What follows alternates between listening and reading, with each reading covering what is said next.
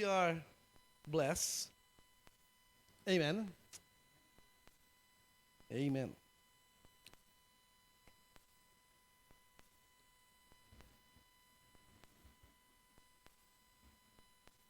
Maturity. Let's talk about that. Maturity. Are you matured? Medyo, sabi, ha? Anong tanong yun?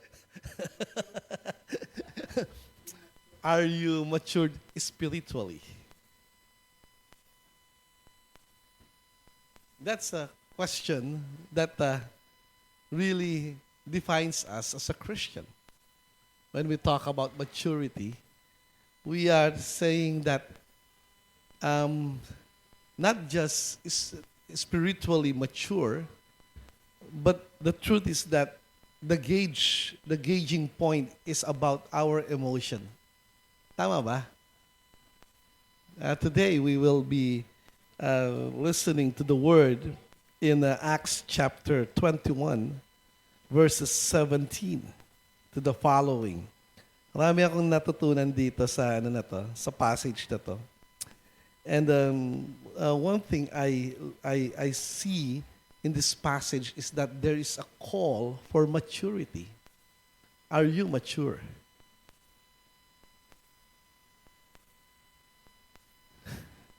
Are we mature in Christ? You see, merong pinagtatalunan palagi na ano bang trabaho talaga ng church? The goal of the church is for us to reach out to people. If you look at Matthew 28, Jesus said, "Go therefore and make disciples of all nations, baptizing them in the name of the Father and of the Son and of the Holy Spirit, and teaching them to obey."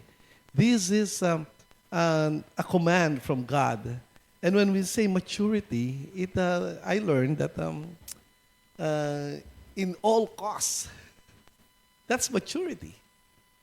You see here, Paul visits James. James, the one who leads the council of elders in Jerusalem. Now, sabi doon ni Luke, because Luke was writing this book of Acts, sabi niya, when we had come to Jerusalem, the brothers received us gladly.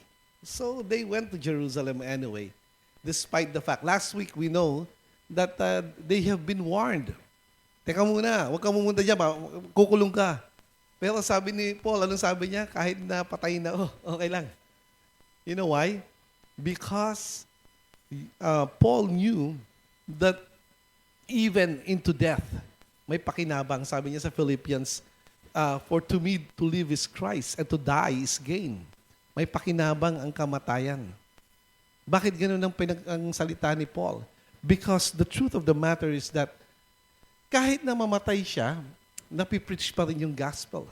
Pag-uusapan. Alam niyo yung pinag-uusapan palagi? Sino dito yung yung mahilig sa controversy?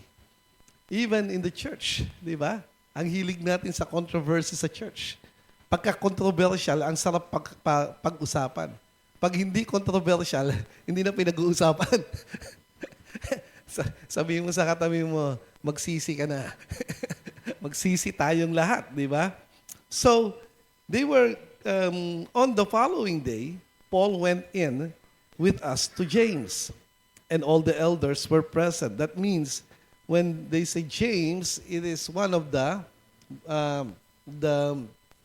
apostle James, and also etong tagpong ito kasama yung mga elders, di ba? And then after he had greeted them, he began to relate one by one the things which God had done. Of course, ang gagawin mo, sasabihin mo yung mga good news. Parang naalala ko yung dad ko dito eh. Ayaw na ayaw niya akong sa ministry. Pero one New Year's Eve, sabi niya sa akin, "Kumusta na ang ministry mo?" Tumitingin ako sa paligid, ano na inom nito? Siguro lasing lang. Nakainom kasi siya ng time na yon. Pero alam mo, sabi niya, kumusta ang ministry mo? He knew he was talking about. And of course, alam mo ang mga pinagsasabi ko, lahat ng magaganda. Parang ganito rin yun. Lahat ng magaganda, sinabi ni Paul. Di ba? And when they heard about them, they began glorifying God. Of course, you will glorify God. Amen. In all the things that you learned, all. And they said to him, ito na ngayon yung shift. This is a shift. Sabi doon, you see, brother, how many thousand there are among the Jews of those who have believed?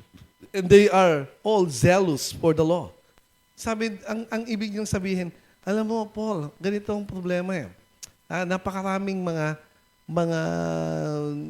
sumunod, kaya lang sila ay nandoon pa rin sa tinatawag na tradition. So, and they have been told about you. Ang sinasabi si Paul. Siguro kung nandoon ka sa gitna at alam mo you're in trouble, anong gagawin mo? You will deny. I will deny. Bakit? Ayong magkaroon ng controversy. Yeah? Subalit, the truth of the matter is this. Whenever you are in a ministry, it is hard for not to have controversies. You know why? Because as you perform your duties and responsibilities in the church, people will look at you. And they will say bad things, good things, I don't know. Sino ditong walang kaaway? Kung wala kang kaaway, parang ikaw ay ayaw kong samahan. Sometimes, fake people are those people na walang kaaway. Pero depende sa pag-away. If there is what we call quarrel among people and you're standing for the truth, it's okay. It's okay anyway. You just stand. Controversial, Napaka-controversial nito. Sabi kay Paul, alam mo, sila ay sumunod sa'yo, at pinag-uusapan kanila that you are teaching all the Jews who are among the Gentiles to abandon Moses, telling them not to circumcise their children nor to walk according to the custom. Sabi, what? And most of the time, controversies, namumunga siya ng kung ano-anong mga branches. Tinuro ba talaga ni Paul yan? I believe not. Hindi tinuro ni Paul yan. Pero sinabi, huwag niyo nang circumcise, wala na ring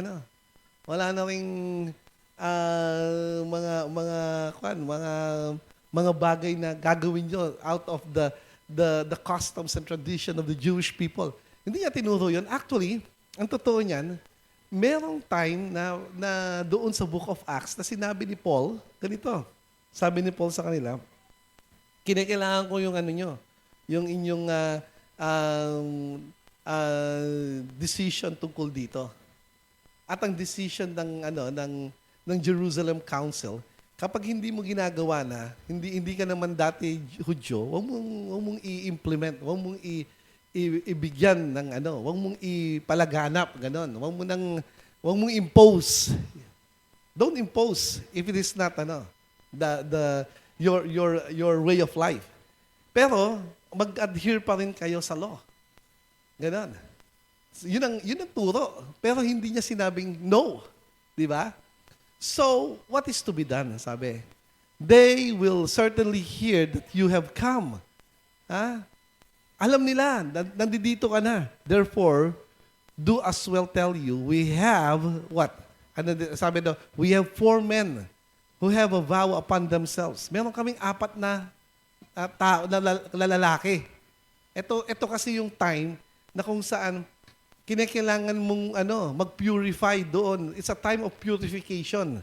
Doon sa purification rites ng mga Jew, sa temple, Kinikailangan nilang pumunta sa temple at to perform this purification rites. Bakit? Kasi nga kailangan kasama doon sa customs nila and traditions nila. Kasama rin to sa law na binanggit doon sa law of Moses.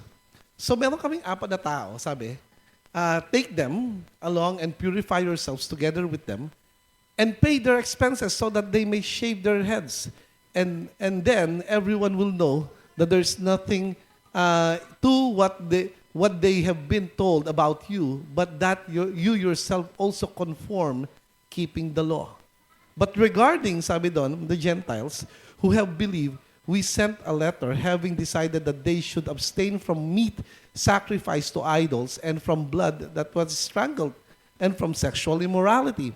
So ginawa ni Paul took along the men. Ginawa niya the next day, after purifying himself together with them, he went into the temple, giving notice of the completion of the days of purification until sacrifice was offered for them, one of them.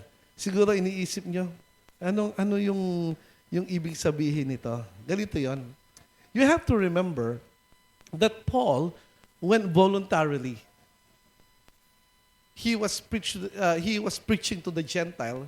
Sabi niya is that the grace of the Lord Jesus Christ. But here comes the thing about this tawag dito friction in the Jewish people, the tradition.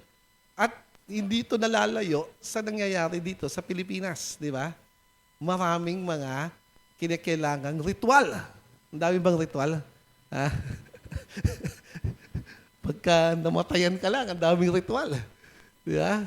Ang dami mong kinakailangan, maraming do's and don'ts. Maraming ritual, maraming mga bagay na kinakailangan mong gawin. And the truth of the matter is this. If you don't do it, then ang mangyayari ay ma-offend yung mga tao. Tanungin mo nga yung katabi mo, may na-offend na ba sa'yo? Dahil hindi mo ginawa yung pinapagawa nila. Marami. Marami, di ba? Maraming na-offend. At marami sa kanila, by next week, malalaman nyo kung gaano kadaming na-offend. Marami sa kanila ay harsh ang kanilang reaction when it comes to offense. Now, in this passage, Paul purified himself in the temple to demonstrate his respect for Jewish custom and to disprove rumors that he taught Jews to abandon the law of Moses. That's the truth.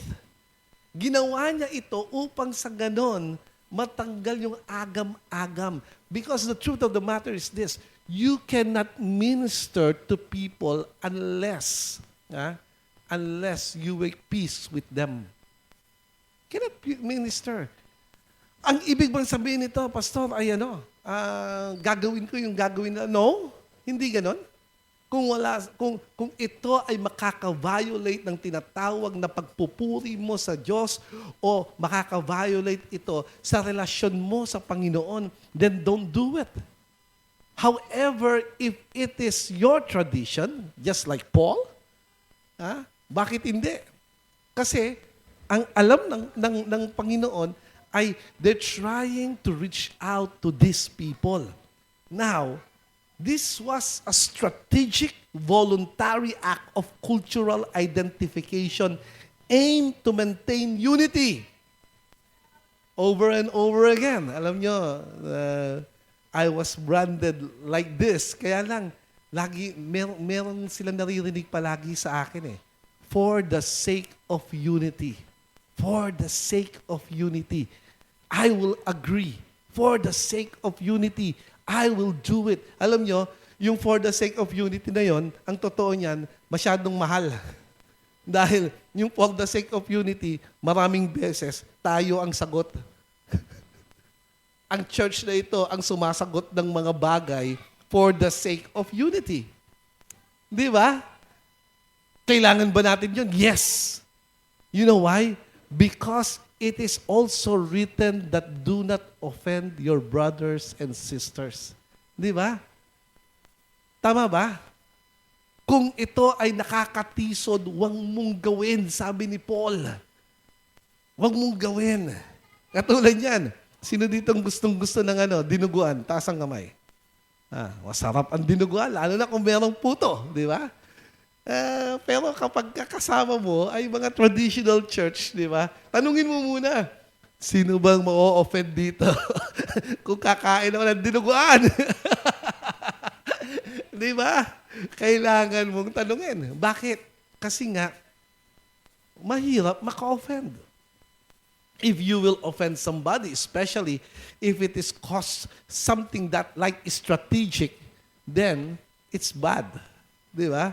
So, etong si Paul, ginawa niyang way na ito ay to maintain unity, supporting 4 Christian men in their vows and refuting charges that he was anti-Jewish. No, he was not anti-Jewish. But the truth is that he is living his life according to the law which is from God. Most laws, most Jewish laws ay gawa ng tao. Ginawa nila. Actually, ito yung batas, ang talagang batas I love. Kaya nga si Jesus Christ, ang sabi niya one time, is it unlawful to save your cattle mo during Sabbath? Sino sa inyo kapag ka ang iyong cattle ay nandoon sa ditch ay hindi niya kukunin during Sabbath? Wala. Napakamahal nun. So, understanding this is like this. Ito yun. You see, Paul refute false accusation. We are living a life that is actually under the microscope. Ano ka na pala? Christian ka na pala. Under the microscope.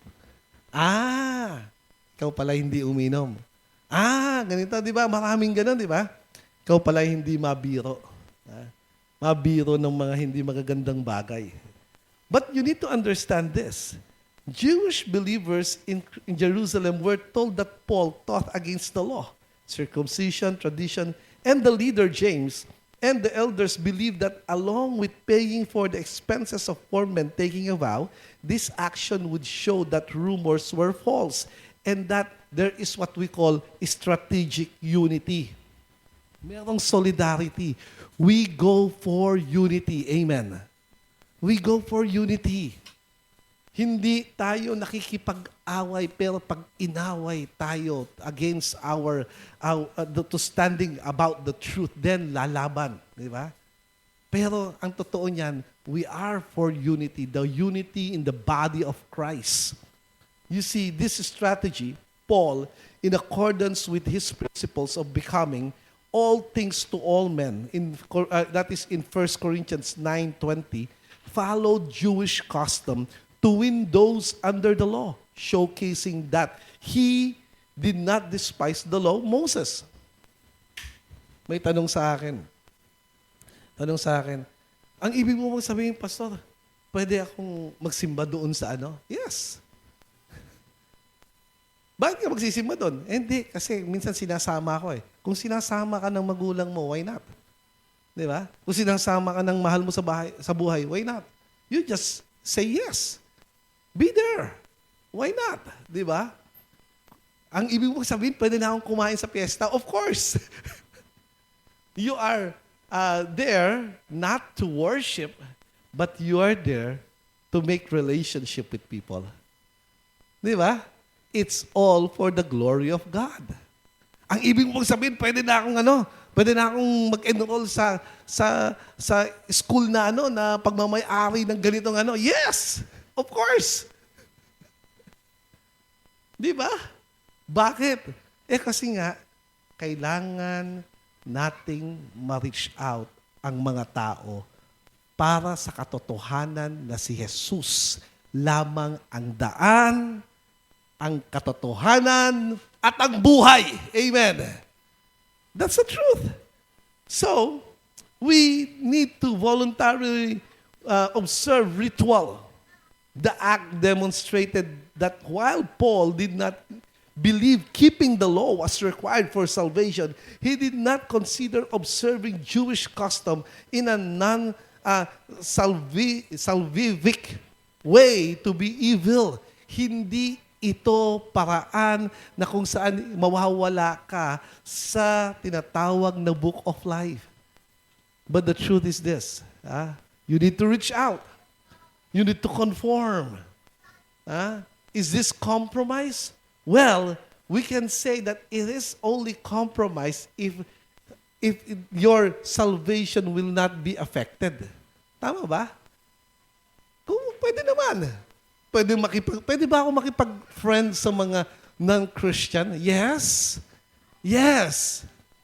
However, if you are a friend of a non-Christian, ikaw ang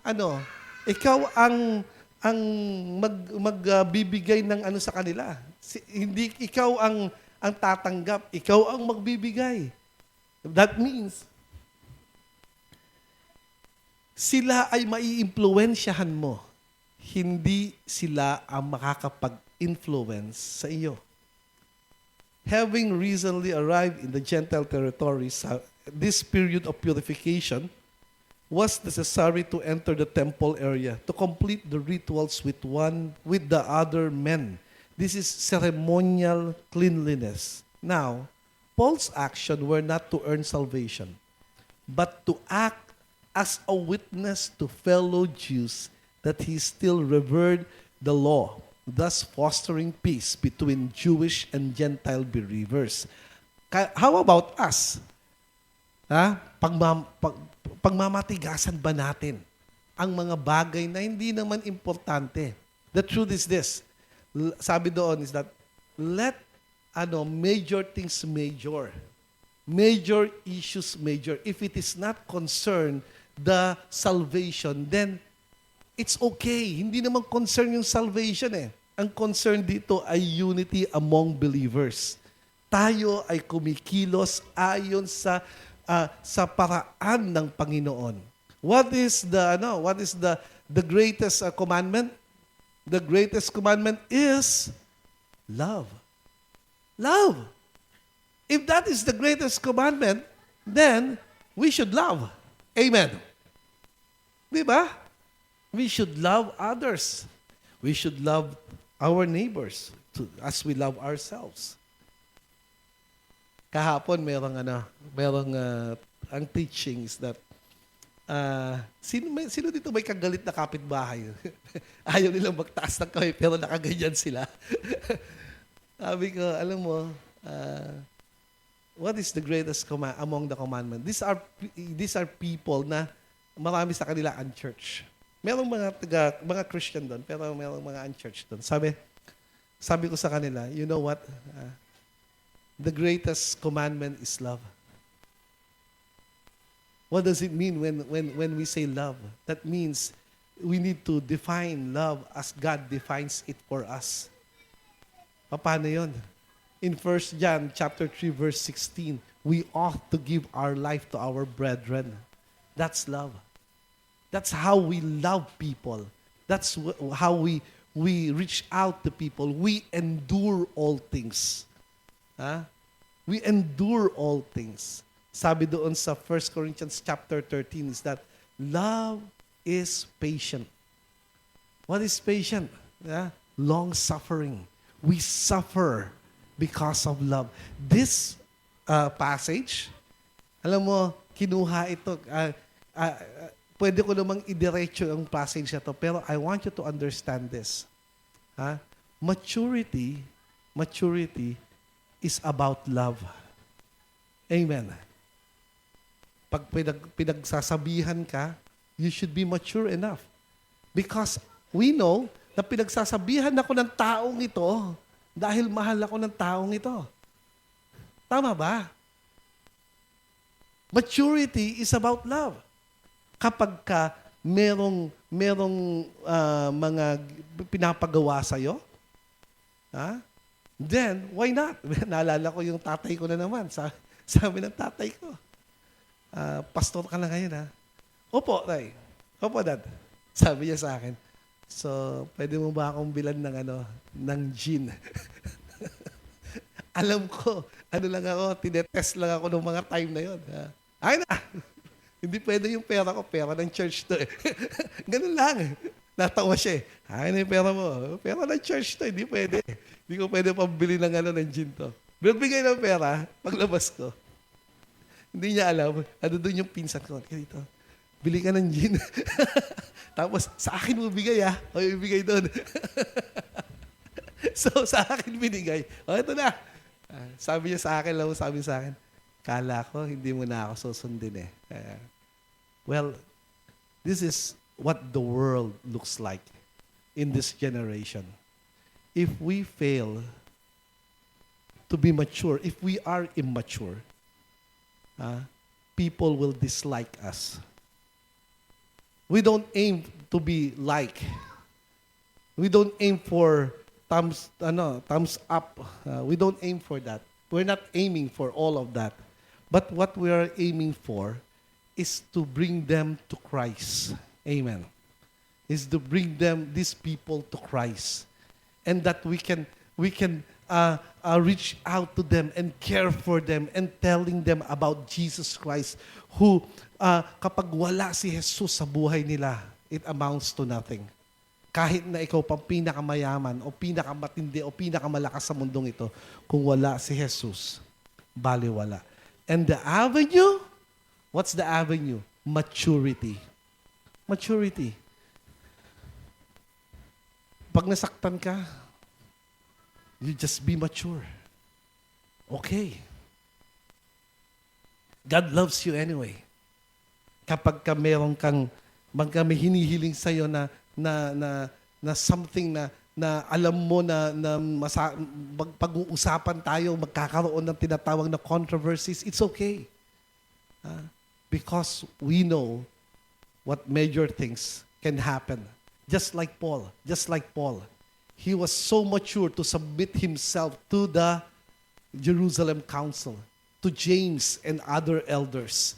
Sinabi kasi ng mga elders, ganito gawin. Then alam mo si Paul, hindi niya sinabing, mas marami akong ginawa sa inyo eh. Bakit niyo pinapagawa sa akin yan? Kung hindi dahil sa akin, walang mga na-plant na church. Kung hindi dahil sa akin, ganito. Kung hindi dahil sa akin, ganyan. Hindi niya sinabi yon. Kung hindi dahil sa akin, hindi kayo nakarating hanggang Asia Minor. Hindi kayo nakarating hanggang Philippians, Colossians, sa Colos, hindi kayo nakarating. Sinabi ba ni Paul yan? No. But he submitted himself to the elders of the church. He said, yes, I will do that. Yes, I will do that. That's maturity. And that's what we need if we want to reach out to this world. Be mature. Be mature. This is a call for maturity for each and every one of us. Let us pray. Lord, samahan niyo po ang bawat isa. Hawakan niyo po kami. Sa tuwing kami masasaktan, Panginoon, Lord, ipaalala niyo sa amin na kayo ang napako sa krus. Kayo ang nagbayad ng lahat ng kasalanan namin.